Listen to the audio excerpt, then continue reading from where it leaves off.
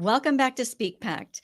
We are going to dive in today with a fellow speaker agent, and we're really going to dive into the world of marginalized speakers and why it is an important thing to talk about. So, I have a veteran agent with me here, Sean Lawton, who is founder of Collective Speakers. And this is really an area that he has focused on with his partner and made some real strides in. So, welcome to the stage, Sean. Thanks for having me. Thank you for being here. And what I'd like to just dive into, number one, is your journey. I know that you worked with Kepler. You've worked with some big agencies and bureaus. Sometimes they're synonymous, sometimes they're very, very different. So, what got you into the world of speaking and focusing your profession in this area, and then finally creating your own company? Just kind of take us on that journey. Yeah, I think my journey starts where a lot of people in the speaking industry started, which was dumb luck or accident. I don't know that too many people go to college with the aspiration of I want to be a lecture agent. I was a communications major and I loved public relations. I was living in the DC area and I was about 2 years out of college and was sort of bouncing around a bit aimlessly as we did in the 90s in your mid 20s. You just moved from place to place until you found something that stuck. And I was struggling. And I do remember this was a time when you would pull out the want ads. And I remember going to the classified section of the Washington Post, and the ad said Anyone under celebrities. 30 is going to be like, want ads? What the heck? You're going to have a whole transcription of like defining all the terms I'm using here. But it simply said Celebrity Speakers Bureau seeks administrative assistant. And I was at a point in my career where I hadn't gotten very far. So taking a step back to administrative assistant was not seen as demoralizing. It was just I needed to find something that excited me. And I wound up at Kepler Speakers as an assistant there, and really got a crash course in what the speaking industry was and what it wasn't. At the time I started there was shortly after the release of Apollo 13, the blockbuster Wow. Tom Hanks movie, and they represented all of the astronauts from the film, the real live astronauts, and so that was an exciting time because they weren't necessarily household names, but they had these really compelling stories, and I could see the way that the spoken word format and the way that a keynote could really transfix an audience and could entertain and engage. And it wasn't something that I really knew a lot about. I'd been to one event when I was in college. I went to a debate between Ice-T and G. Gordon Liddy, Oh, which that had to be fun. we could do a whole other hour on what that was like. But I remember even that kind of sticking with me as like, that's a really interesting way to receive information rather than just going to a class and listening to a professor, listening to somebody who's had the lived experience. And so that was sort of my entry point in getting interested in the business. And then not quite a year into my tenure there, an opening came in our college division. And so I moved in 98 as one of the college agents at Kepler. And we were at the time one of the top college agencies for speakers, and just kind of got thrown into the deep end of the pool, and it was a lot of fun. But what was curious for me was, it was at a time when the agency and I think the industry was changing in that, academics had sort of dominated the college circuit, and pop culture was starting to seep into it a little bit more. It was no longer just the president of the ACLU. They were looking at somebody from the real world, or something that might not necessarily be perceived as academic or notable, but it's what the college audiences wanted. And so I was constantly in conflict between, what the administrations were saying they wanted and then what the audiences at college campuses were actually showing up for. And we were a bureau that was sort of in transition at the time. We had a few things that were clicking, but I was really hoping to find more things that could be a little bit of both, sort of that infotainment of something that would bring out 1,000 people on a rainy Tuesday night, but give them something more than just, laughter, but something that would have some substance. And about 2 years after that, I started a relationship with Chuck D, who was the founder and frontman for Public Enemy, who I was a huge fan of in college. And I got to know him and his manager pretty well. And I went to the president of Kepler at the time and I said, I'd like to bring this person on as a speaker for us. And, we were, a fairly distinguished bureau. And there was a little bit of side eye about, we're bringing on a rapper? That seems strange. Are you sure this is going to work? And I said, just give me a chance.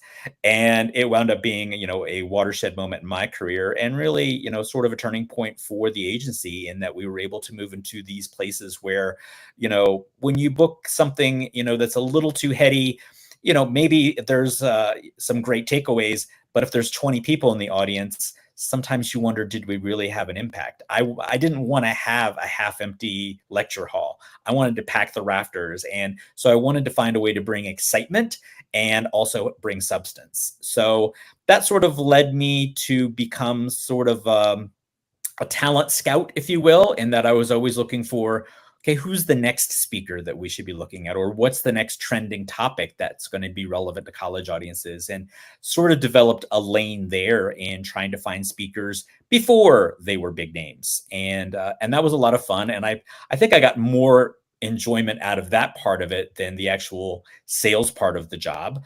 But it was always fun to develop somebody who had an interesting story, who didn't know anything about the speaking world, and kind of taking them on that journey. So I did that for 20 years, was a vice president and, developed a strong roster. But towards the end of my tenure there, I started to see the landscape was changing, and it really didn't have anything to do with Kepler. It was just the people who, were the gatekeepers, the people who ran the speakers bureaus, everything started to kind of look and sound the same. We wanted astronauts and mountain climbers and inspirational stories. And it all started to blend together after a while. And meanwhile, I could kind of see when I would go out to events, audiences, especially younger audiences, were less and less engaged with these stories who were going to give you their 7 keys to success with their PowerPoint. And it seemed like they were looking for something a little bit different. And a lot of that had to do with diversity.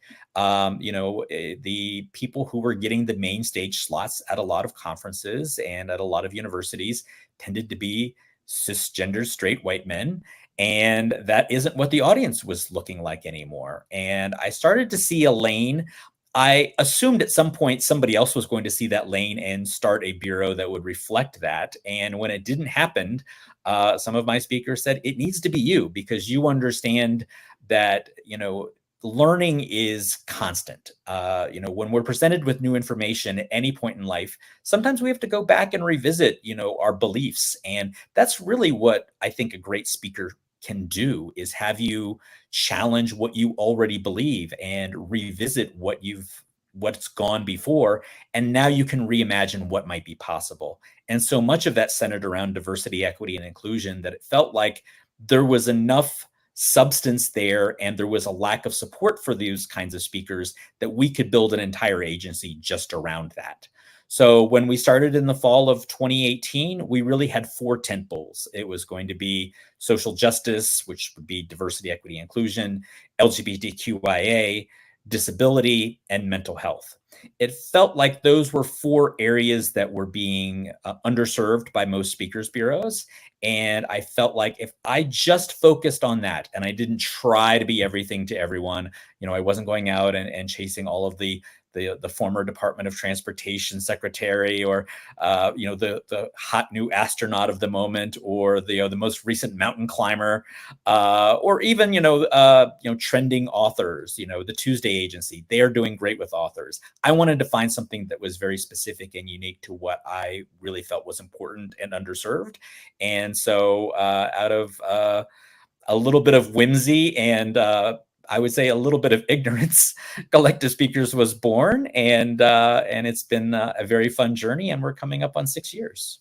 What a cool backdrop to Collective Speakers. First of all, 20 years with Kepler, like that's significant. It wasn't like you were there with 2 years, 3 years, kind of gleaned some of their ideas and then left. You devoted a significant portion of your career and your life to that one agency. When you built Collective Speakers, over and above really wanting to focus on these kind of lesser heard voices and I even see it just with even with just white women, right, versus men.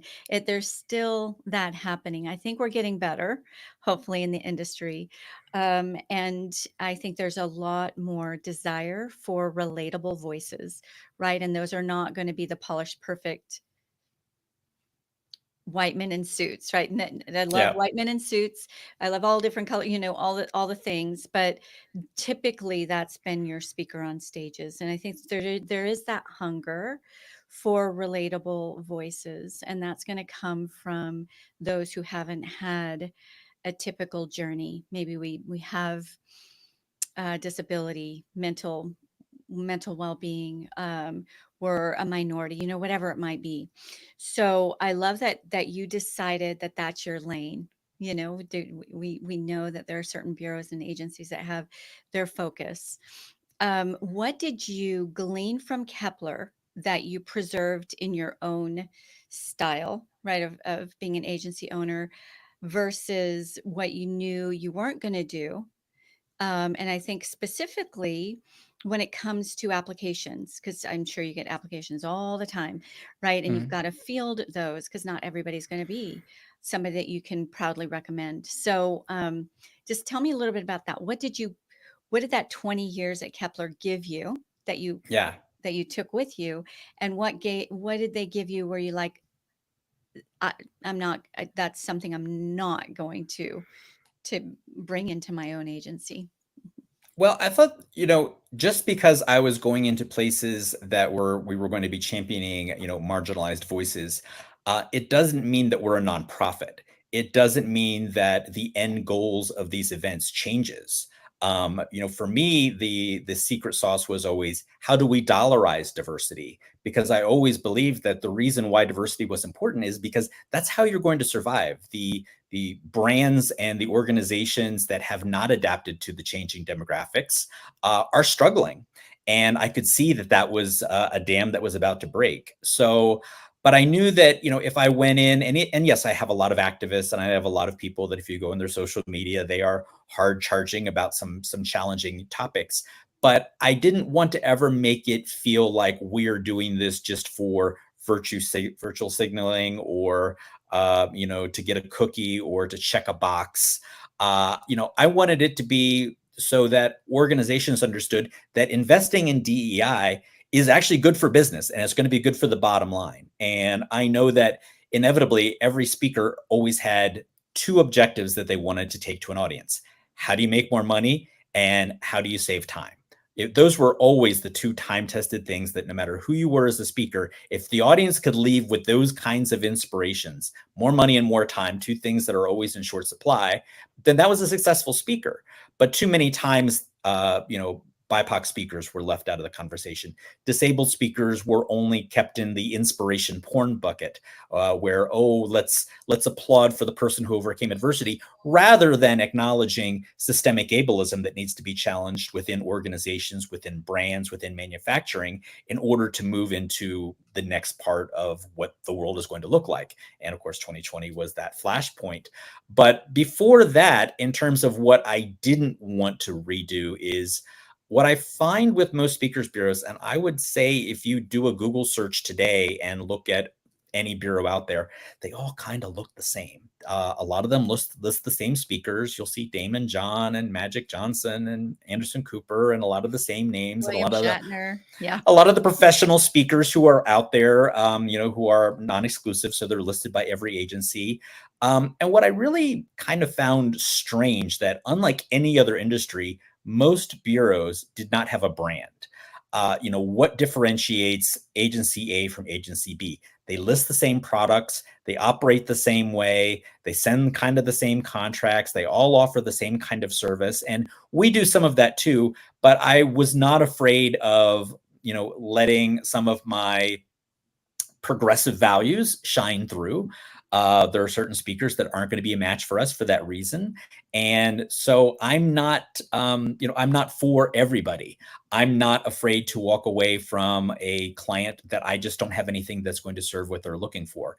I never felt the need to try to have 700 speakers listed. And oh my gosh, if you don't see something you like, don't worry, we'll find it for you. And if they're not listed here, we'll go get them for you. That's what most agencies do. They're all just chasing the tennis ball.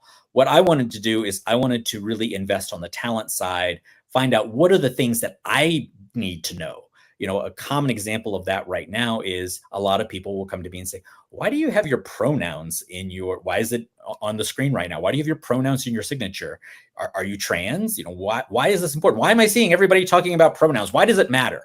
Well, it does matter. And, I didn't know anything about the community until probably around 2012 or 2013, when Janet Mock, Laverne Cox, and some other speakers really started to make some headway in the mainstream. And I was able to learn. And my feeling is, if I could learn at middle age, so can you. And I think what's lacking is curiosity. And I wanted to build a bureau and a brand that invited curiosity, that, okay, maybe you don't understand what transgender is, what it means, how to use the words correctly. But if you want to learn, here are some thought leaders who could help you there. So, it is really incumbent that we find event planners that have that curiosity and are not going to be offended if some of their values and some of their existing thinking gets challenged. And what I'm finding, and where some of the early conflict was, audiences are ready for this. Audiences are ready for hard conversations. They Yeah. don't want to be told everything's going to be fine, especially if you talk to a millennial or a Gen Z.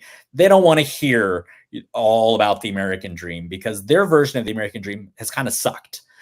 So they want people who are going to talk to them in reality. And what I'm finding is a lot of event planners still have some fear based around that, because it's their job. If I put somebody on the stage and they burn the place down with their words, I'm going to lose my job. I can't put somebody too challenging on these stages. And what I kept hearing from the audience is, please stop giving us milquetoast speakers who say the same thing every year. Give us something Well, to that's challenge that's us. something I really want to dive into, because I am finding there's a couple of things that you said I want to touch on, but one of the things is pretty much every corporation is kind of mandated to tick the box where it comes to their so many DEI, events per quarter, whatever it might be. And it's an important topic.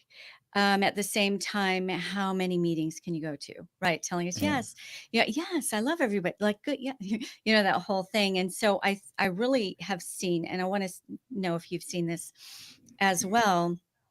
I've seen corporations, especially in their total rewards programs and their L&D programs, where they are looking for voices who can speak on, how do we include somebody with a disability? How do we, make everybody feel welcome and open communication within our teams, all of those things without saying DEI, right? Can we talk Mhm. about the problems and the solutions versus this title that um, it's not that we're no longer excited about it. It's just been, too many carrots can be too many carrots, right? Too much of anything can wind up being, oh my gosh, I got to go to another one of those meetings. So tell me a little bit about just keeping the topic fresh and relative in a way where people aren't feeling like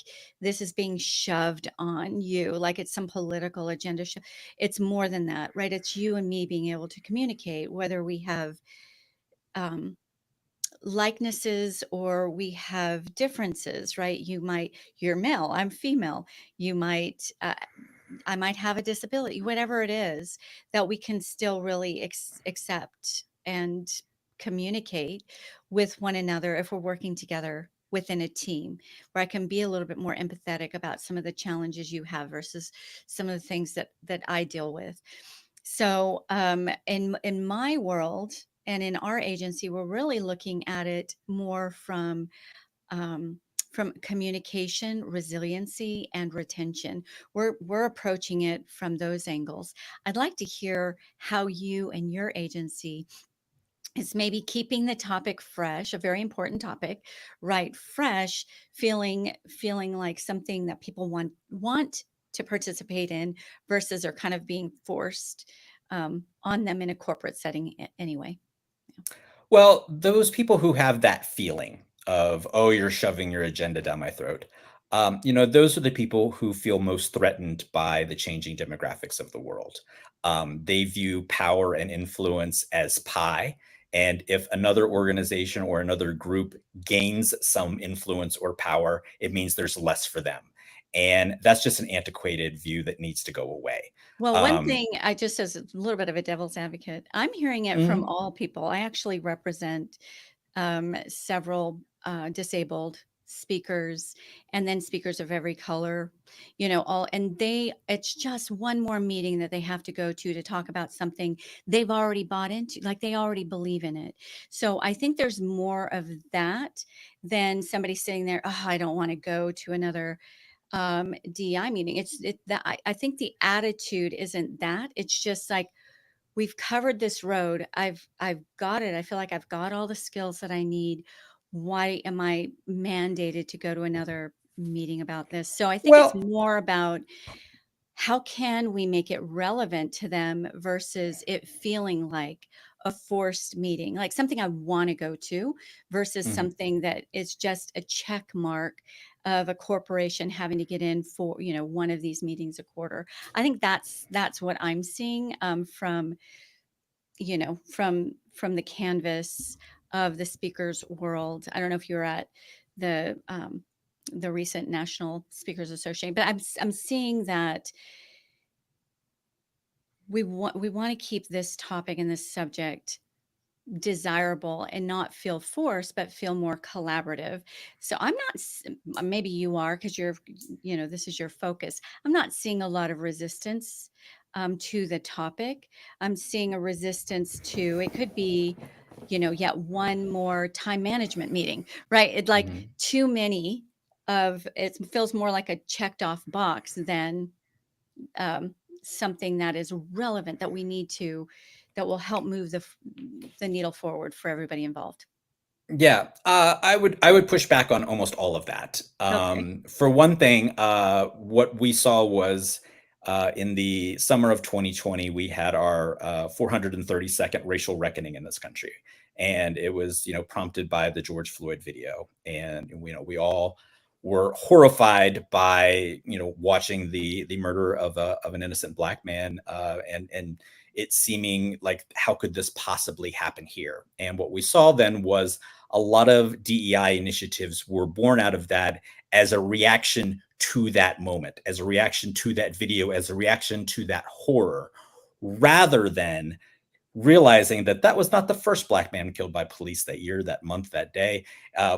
We could go back to Ferguson just a few years earlier. We could go back to my college years and watching the Rodney King video. So people could say, "Oh, we've already had this conversation." Sure, but nothing's changed. So for people who are like, "Oh, why do we have to do another diversity meeting?" Because we need you to change. If you're going to tell me that there's too much diversity, then I don't know if you're paying attention, because right now the numbers aren't changing, and you could take it to the gender conversation. We still have the pay gap between men and women in the workplace. That we know about it. We see the reports every year. It hasn't changed much, despite the fact that we talk about it a lot. And I Even think on one of the even on stages, there is still, I can get male speaker booked, generally a white male speaker booked and I have to negotiate harder for Mhm, women or someone with a disability. And another aspect of disability is sometimes we need the travel budget to be doubled. I've got one in particular, mhm, a police officer who is paralyzed in the line of duty, who, if he travels to a speaking engagement, he absolutely needs to have somebody with him, which is a whole nother set of expenses, right? So where's the space for that if you're going to bring in Well, I mean, the same thing would be true if you brought in an A-list actress. She's going to have an assistant, a stylist, Entourage. an Yep. yeah. So, that would be a disability tax. The fact that it is more expensive, and that is something that definitely has to be addressed. But that doesn't diminish the importance of that, because I think disability is one area in particular where we have had a lot of success, because too many speakers were coached into how to be inspirational speakers, and that's not what disability is. Disability is not about, I need to be fixed, I need to be cured, I need to raise money for this foundation so that someday I can walk again. If you talk to most disabled speakers, they don't want to be fixed. They want you to fix the world and make it accessible for them. I mean, if you think back to the summer of 2020, when we were all learning how to do our industry on Zoom, you couldn't even do captions without an upgrade or without an add-on or an extension. We had captionless meetings in the early days. That's now fairly standard. But one of the things that I try to advocate for, which again goes back to, I'm trying to dollarize these conversations. This isn't about, I expect you to be a good person and care about disabled people out of the goodness of your heart. I'm trying to explain to you that if you aren't having these conversations, 25% of your potential customer base is off limits to you. And the reason why I advocate so strongly for speakers who have disabilities, who specifically speak to their identity and to what they need and to what they want, rather than cures and band-aids for those things, is because we all benefit. It's just like when I talk about, the gender pay gap or white supremacy or any of these things that some people, think I'm a bit of a raving lunatic. It's, we all are harmed by these systems, even me. And when you flip that and you look at how do we improve the world in terms of accessibility, we all benefit. And there are so many examples of that. The curb cut effect is the most legendary. I have a daughter who's 9 years old, and she loves to ride her scooter.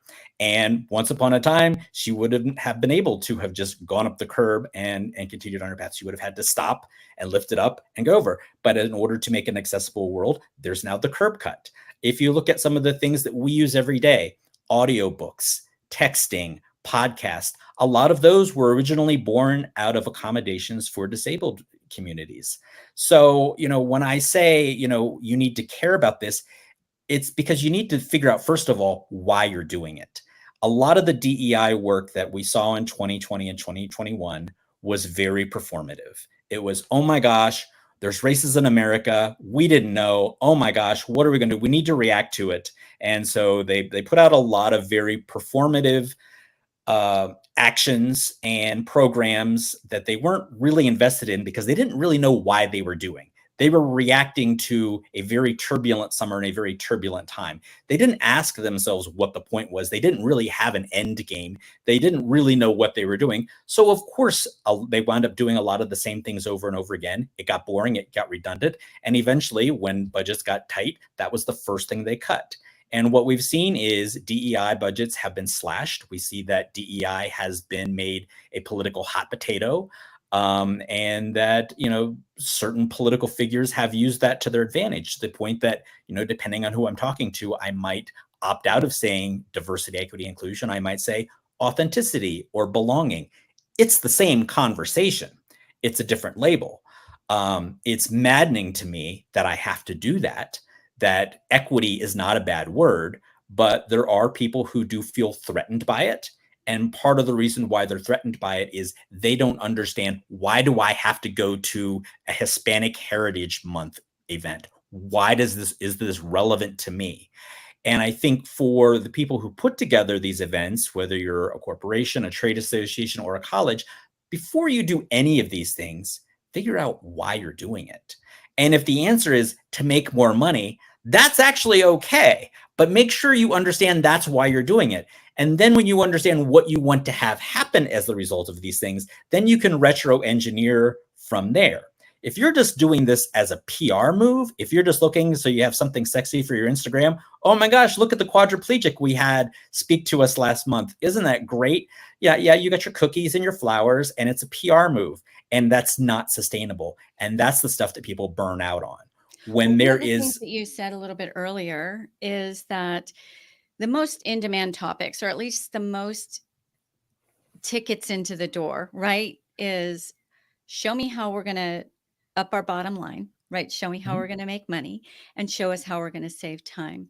So how do you merge that with also this important world of topic, right? When it obviously healthy teams make healthy corporations, healthy staff makes healthier universities, all of those kinds of things. And at the core is communication. And that's how you're going to make more money and save time. But how do you bring all of that together? I mean, I think it starts by understanding that we don't know as much as we should know. And there's certainly been plenty of negative things happening at our school systems in terms of how we teach American history. And a lot of what my thought leaders are doing is filling in gaps. I mean, there are contributions to our culture in the corporate workplace, technologically, that have origins in marginalized communities that most people don't have any idea. And I think when we learn about the civil forfeiture and the seizure of Black land, and a lot of these things have happened in the last century. When you look at the case for reparations, which some people immediately, get on their heels about and are deeply concerned about giving away money. But when you actually bring in somebody who's done the work and understands what reparations really means, it actually would be a boon to our economy. And there's plenty of work out there, but most people aren't willing to invest in that because it's not something that is easily digestible. What I'm suggesting, I'm not saying that this is easy. What I'm saying is audiences are ready for those challenges because in order to stay relevant, whether it's retaining the best and the brightest employees, whether it's to retain your market share, you're going to have to understand different communities and how they interact with you. And you're also going to need to understand the intersectionality within those communities. A Black woman has a different lived experience in America than a Black trans woman. And if you don't have space for that nuance, you are going to have gaps in your products, your marketing, and your staffing. And that's one of the things that I find most infuriating is we live in a culture that doesn't understand nuance, doesn't want nuance. Social media doesn't like it. We want everything to be binary, A or B. Well, You're a for boy or a girl. yeah, for the average speaker, they just want to know how to get the gig, right? Whether they are a woman, a man, disabled, whoever they might be, mentally challenged, neurodivergent, all of these marginalized spaces. They just want to know, how do I get the gig, right? And I want to be a speaker. I want to be getting my voice out there. I want to make a career of this. So how do I kind of get into the door? And I think you really touched on something that I'm seeing a lot of demand for in our agency. I'd like to know if you are in yours, but you really hit it when you said that whole kind of gain and retain piece. How do I gain talent and retain talent? And something I'm seeing even more so than that is prior to the crazy, thing that we all went through as a globe where we're all locked down. And um, prior to that, talent was generally scouted out and brought in from the outside at the mid management level and above into the C suite. Now that talent pool has greatly reduced. So, number one, we need to look outside of the box that we've always looked in before, number one, but also we need to look internally. Who do we have within our teams right now who could be that leadership potential person? So, gain gain talent, retain talent, make workplace satisfaction, right? But also rising leaders from within. You could be a rock star in your department, but put you in a leadership position, handling all of the complexities of managing a team. Maybe that's just not something you've done. How do we bring in an outside voice, an outside corporate trainer who can help do that? So I really believe these are inroads, right? These are steps into the door, and through that, very relevant top of mind items. The whole idea of, if you're going to have a healthy environment, you need to make sure everybody feels included, everybody feels equal, and everybody is treated in a fair and equitable manner, right? Those messages come through the door of top of mind topics. And I get you. Like, I get what you're saying, but it still is what it is. Like, we can fight the good fight, but at the same time, I need to feed my family and I need to get those speaking engagements. So how do I get them? Right. That just kind of speak to that. And then I want to let people know how we can get a hold of you. Yeah, well, I think the first thing we have to do is stop assuming. That's one of the problems that we face here is people assume that because someone comes from this community or speaks to this community or is a thought leader in a racial justice or a social justice movement, that they don't have management skills or leadership skills, or that people who have certain identities aren't going to be a good fit in those places. And I would say, one of the reasons why so many of the DEI initiatives have fallen apart and have kind of evaporated over the last couple of years is simply because they didn't have any gravitas or substance behind it. If you are, bringing in an AAPI speaker, and then you look at leadership and management, and you see no one with AAPI identities, it rings false. Like, it has to have something behind it. And I think one of the great things about bringing in an outside voice is they're going to open some doors by filling in some of those gaps that, again, our school systems have done a terrible job educating us on these things. And I think a lot of, when I was, sending speakers out to, some of these tech companies in 2020, they were shocked by some of the information that they were receiving, because there had never been anybody with that identity in the boardroom. The C-suite was just another bunch of cisgender straight white guys, and they were all talking to each other and reaffirming and confirmation bias. And then when they bring in an outside speaker, and it's like, oh, well, that doesn't sound right to me. Well, yeah, there's a reason it doesn't sound right to you, because you've only been listening to other people who have your lived experience. And for me, that was why I wanted to do what I do, because if nothing else, it gets boring hearing stories about people who've kind of taken the same path as I have. I have a middle-class background from Manassas, Virginia, and my story sounds like a lot of people who look like me.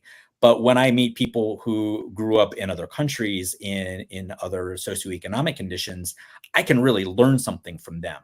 If I'm continually in these echo chambers of people who have the same lived experience and the same beliefs and the same values, I'm going to make the same decisions.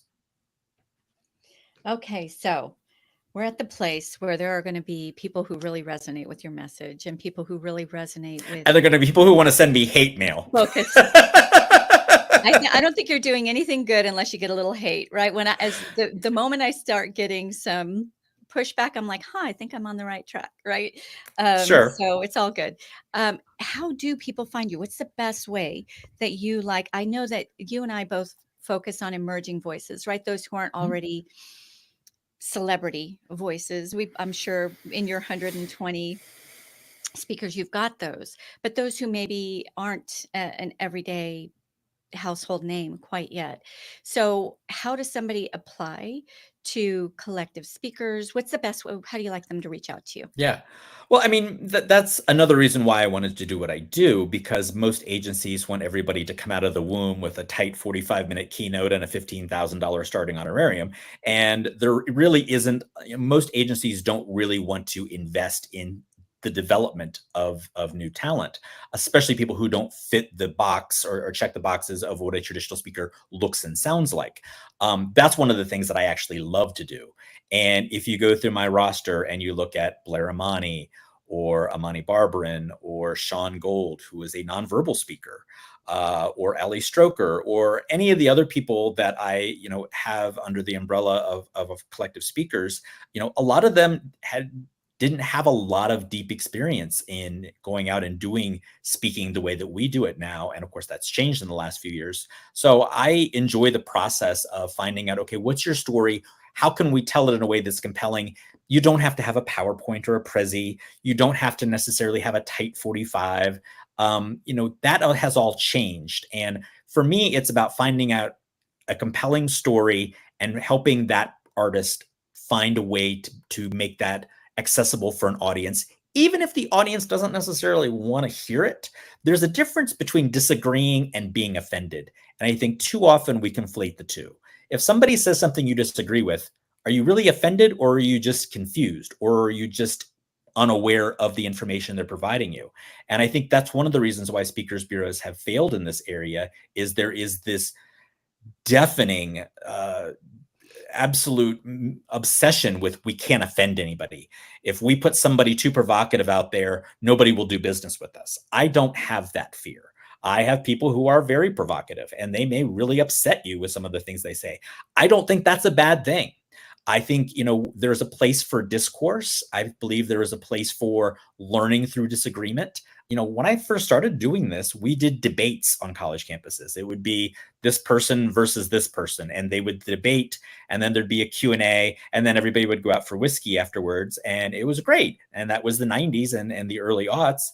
And now I never book debates. It's just too risky for people to put those kinds of conversations on stage. And I think that's a real shame. I think there needs to be space for people to have folks say things they are going to disagree with, and then have the opportunity to ask that person questions and to have that give and take. I think there's a lot to benefit from that, rather than sitting passively being sold the same story over and over again. But if you're interested in your journey and continuing and working with us, the easiest way is to go to collectivespeakers.com. You can email me. It's Sean@collectivespeakers.com, SEAN@collectivespeakers.com. I personally review every inquiry. Obviously, I can't sign everybody who reaches out. We would have 3,000 people on our roster right now. But I always enjoy taking time with people who are passionate about their story and finding a way to reach a bigger audience with that. That's a fun challenge. And even if I can't always be the messenger who does that, I'm always happy to give them some tips, some guidelines on how to get started, and how to go from, $200 for the local Kiwanis Club to, getting onto some of these workshops and breakout sessions at some of the bigger panels. Yes. Okay. So what is kind of your minimum to get for a newer speaker to get their foot in the door? What should they be doing in their own journey that is of value when they approach you? Let's say they've honed in their talk. Maybe they've gotten some speaker assets together. They have refined their story in a way that can connect with audiences. Like, what are some of those pieces that you look for where you say, okay, you might be somebody that we can really look at representing, versus someone that you need to say, okay, go do work in these areas and then come back to me when you've got this under your belt? Yeah. I think most of the speakers that we decide to pass on early on haven't really honed a specific point of view. When I say, we represent mental health speakers, okay, you got to tell me something more than take a bubble bath for self-care. You tell me something unique that's not already out in the marketplace. And I think most people will struggle with, how do I define my unique voice? We have, as an agency, a very specific brand. And I think people assume that, okay, because I'm neurodiverse, or because I am Latinx, or whatever my identity is, that's sufficient. And sometimes I sit down with people and I'm like, okay, so let's talk about your speech topics. And they haven't taken the time to think about that. Mhm. The other thing is, you really have to, it's a little bit like when a musician is getting ready to record an album. Sometimes they'll go out and do some small little club shows, and they're working through some new songs. And, the way they do it in Albuquerque, and then the next night in Santa Fe, they do it a little bit differently. And then by the time they go into the studio, it sounds very different than where it started. It's a little bit the same way with speaking. Is in the early days when you're just getting started, that's the time to say yes to everything. A high school, like a charity, whatever emceeing a 5K, whatever it is, get out there and learn how to get your material and how to find out where it resonates and where it falls flat with an audience, and get video. That's always the thing that I always tell people. It's the most basic barter you can ask. If somebody wants you to come speak for free, say yes. Will you provide me with a video copy of my talk?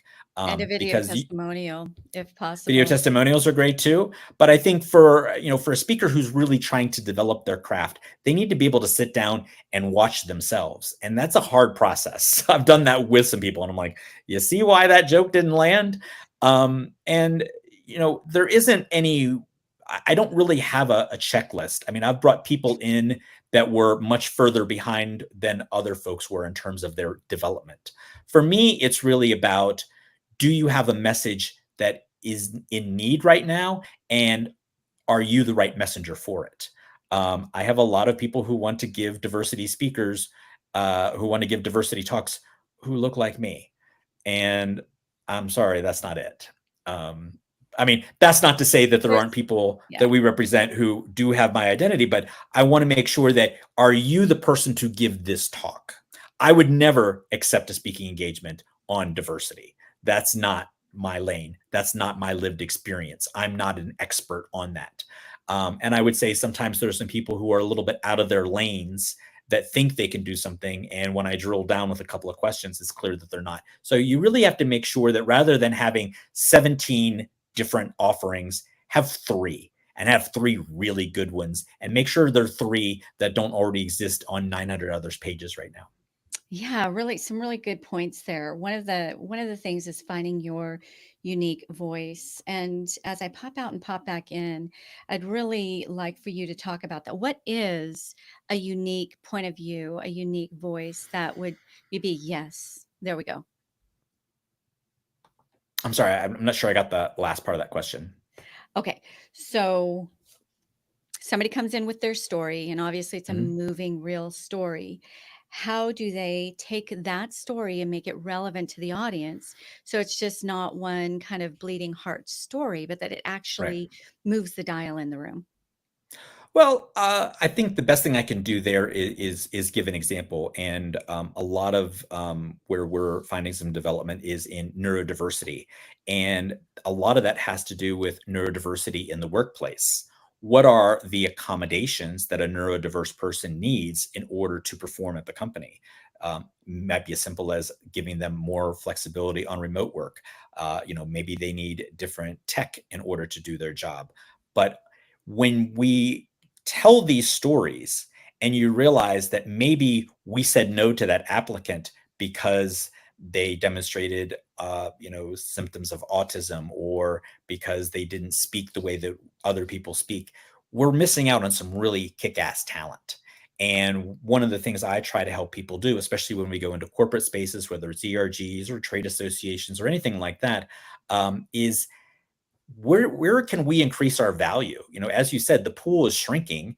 There's people that are left on the sidelines because they're not given a chance, because they see the autism diagnosis, they see their identity, they see there's they have a speech impediment of some sort, and they immediately go, well, we couldn't possibly put them on the showroom floor.